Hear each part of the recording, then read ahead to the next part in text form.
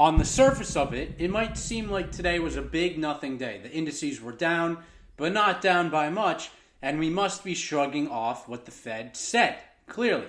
However, when you look under the surface, that's not necessarily the case. 7 out of 11 S&P 500 sectors were down over 1% at one point today. In the final hour, as the final hour began of the trading session, 7 out of 11 sectors were down over 1%.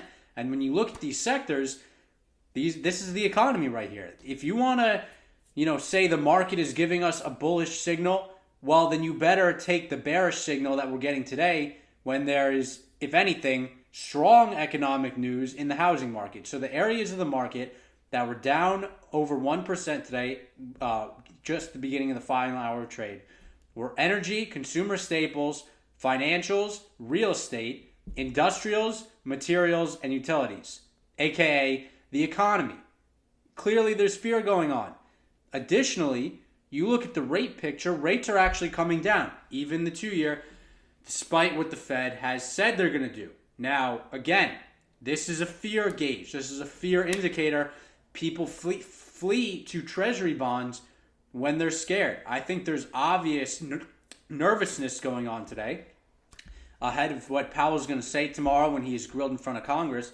But I think that we have to just remember, what is the Fed doing? They're increasing interest rates. They definitely want rates to go up. Do not take this the wrong way. They're not trying to, just talk the talk and not walk the walk. They are doing both. And they want interest rates to go up. They're going to try to get interest rates to go up. So when you see rates down like this, when you see them below the initial move after the FOMC dot plot was announced, you know that this is a short-term move. And whatever you're seeing in the market is what you're seeing in the market. But then forecast going forward should include the idea that rates are going to go up. That's what's going to happen. Yes, we have some fear today. Yes, people are throwing caution to the wind or whatever in terms of yields, but yields are going to go up. This is what's going to happen. The 2 years is going to go up. It's going to start to approach or exceed 5%. The 10 years likely to approach or exceed 4%, just based on how things may shake out. Yields are very hard to forecast. I'm not saying that with any degree of certainty, but I think that's what my calculations lead me to believe. So, I think today's fear. I think Nvidia making a new all-time high, Tesla being up 5% on no news, kind of clouds the fact that even Microsoft is down 1% and FedEx just posted terrible earnings, is down 5% after hours. I don't know how long the Tesla thing can go on. I don't know how long the Nvidia thing can go on. I've tried to short Nvidia. It's been very difficult. But I'm seeing fear today. I'm seeing signs of recession forecasting in the market. I'm seeing yields down. That shouldn't happen. I've seen the Fed dot plot come out, and I know what Powell tomorrow is going to be like. And I'm also hearing the Fed today talk. Let's pull up the Barr quote.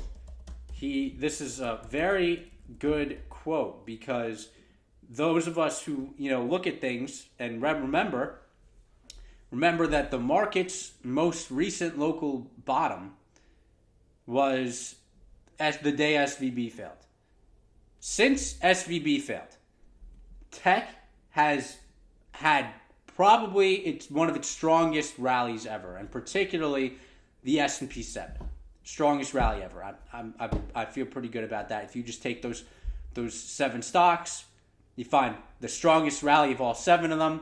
It has been what has happened since SVB failed. Because when SVB failed, the assumption was the Fed is done. They're going to have to engage in QE of some kind. They've gone too far, and they're going to have to start walking things back. They're going to have to save the economy because they're not willing to let the economy fail. They were going to hike until they broke things, and now it's over. Well, that's not the case. And actually, there were Fed members on Friday who said that's not the case. They said a few banks failing is not going to change the rate path. And I think there's going to be some more banks failing. Fed's Barr. Banking system quite strong, but there are concerns. Okay, there are concerns, but they're not forecasting 1, but 2 additional rate hikes. 2 additional rate hikes. So there are concerns, and they're willing to add to those concerns because inflation is a bigger concern. And I get it. You know, you want to look at headline CPI. A lot of people want to look at headline CPI. They're talking about used cars, prices, projection to come down and take the whole gauge down and base effects to 3%. They've been talking about this. Goolsbee, the most dovish member on the Fed, said on Friday he doesn't take much confidence in the CPI. So I'm just trying to help you here. I'm not trying to attack you or think of you in any sort of negative way. You can make your own, analytical decisions, but the Fed is choosing to focus on core PCE, not headline CPI. So my advice, don't make assumptions or projections on CPI at all whatsoever. If you want to take a look at inflation, look at core inflation, and the best, core PCE. That's what the Fed's using. You want to figure out what the Fed's doing? You got to look at what the Fed's looking at. Okay? You can't look at what you want to look at or anything like that. Okay? I don't make the rules. Don't hate the player, hate the game. You want to get ahead? You want to look at what the Fed's doing? You want to expect what the Fed's going to do and be prepared for it? You look at what the Fed's looking at. That's it.